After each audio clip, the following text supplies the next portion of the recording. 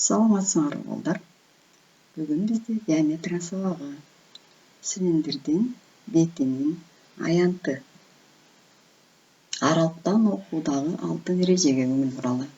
Үйдө болуу, санитарлык гигиеналык эрежелерди сактоо, убакытты туура бөлүштүрүү, сабактарды көрүү, түшүнүү, тапшырманы аткаруу, суроолорду берүүдөн тартынбоо, көзгө көнүгүүлөрдү жасаганды унутпагыла. Сабактын ата-эненин жардамы менен жазайбыз.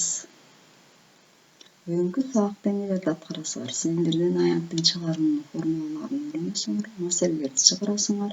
Үйдө өз алдынча окуп, интернет ресурстар аркылуу маалымат алып, тапшырма аткарууга көнүгөсүңөр. Жаңы эрежелер менен аралыктан сабак окууга чогуу үйрөнөбүз. Алгач цилиндрдин аныктамасын жана элементтерин эсибизге салалы. Тик бурчтукту анын бир жагынын айланасында айландыруудан пайда болуучу тело цилиндр деп аталат. Төмөндөгүдө биз тик бурчтукту көрүп атабыз. Аны айландыруудан биз айлануу телосу болгон цилиндрди алабыз. Цилиндрдин элементтери жогорку жана төмөнкү тегеректер цилиндрдин негиздери деп аталат. Тегеректин борборлорунан өтүүчү түз сызык цилиндрдин огу деп аталат.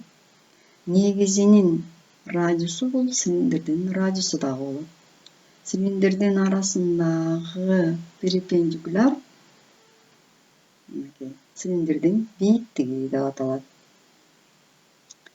Цилиндрдин жайылмасын карап көрө турган болсок, ал тик бурчтуктан жана тегеректерден турат.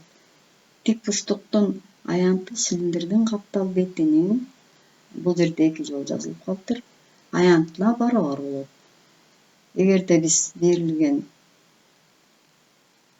каптал бетин тик бурчтук деп алсак, анда бул А, Б, С десек, ошону биз цилиндрдин каптал бетинин аянты менен алмаштырабыз.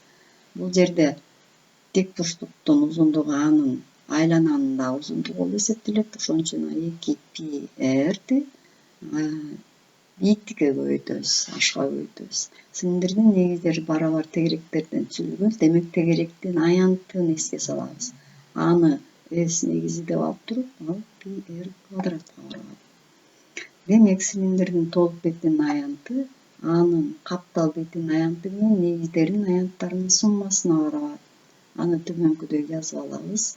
2 негизи болгондуктан 2-ге көбөйтөбүз. Анда толук бетинин аянты, бул каптал бетинин аянты, бул 2 негизинин аянты суммасына барабар экен. Маселе карап көрөлү. Цилиндрдин радиусу белгилүү, бийиктиги белгилүү. Мынакей радиусу 1,2 дециметр, бийиктиги 2,5 дециметр табуу керек. Цилиндрдин толук бетинин аянты. Мынакей карайлы. Бул жерде толук бетинде К ашыкча жазылып калыптыр. Ордуларына койсок, пинин ордуна 3,14 койдук дагы. Муну биз тегерек деп алдык. Оомдук бөлүшкө чейин тегеректептирип, чогун жаздык. 27,9 дециметр квадратка барабар. Тик бурчтуктун жактары 4 см, 5 сантиметрге барабар дейт. Тик бурчтукту. Ошону кичине жагы менен айландырышкан телонун толук бетинин аянтын тапкыла дейт. Тик бурчтуктун анда узун жагы бул цилиндрдин радиусуна барабар болуп калат. Ал эми экинчи жагы анын бийиктиги болуп калат. Табуу керек толук бетинин аянтын. Толук бетинин аянтынын формуласын кичине өзгөртүп алдык. Жалпы көбөйтүүчүнү кашаан сыртына чыгарып, ордуларына коюп коебуз. 90 пиге барабар. Айрым учурда пинин маанисин койбой эле 90 пи сантиметр квадраттык жообун берип койсок болот. Кошумча маселени карайлы.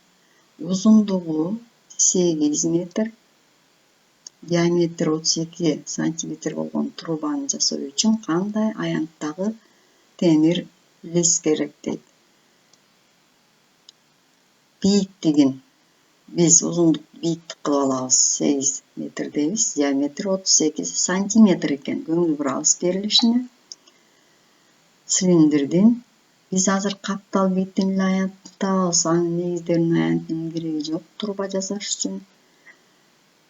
32 сантиметрди метр аркылуу туюнтуп алабыз, анткени анын бийиктиги метр менен берилген.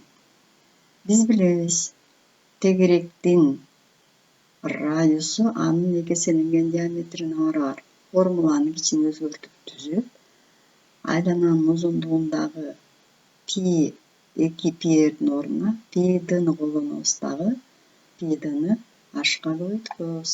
Анда каптал бетинин аянты пи көбөйтүлгөн 0,32/8 барар 2,1/36 пи. Бул жерде дагы пинин мааниси берилген эмес. Эгерде силер пинин маанисин койсоңор 3,4 деп, анда толук аянтын эсептеп алсаңар болот.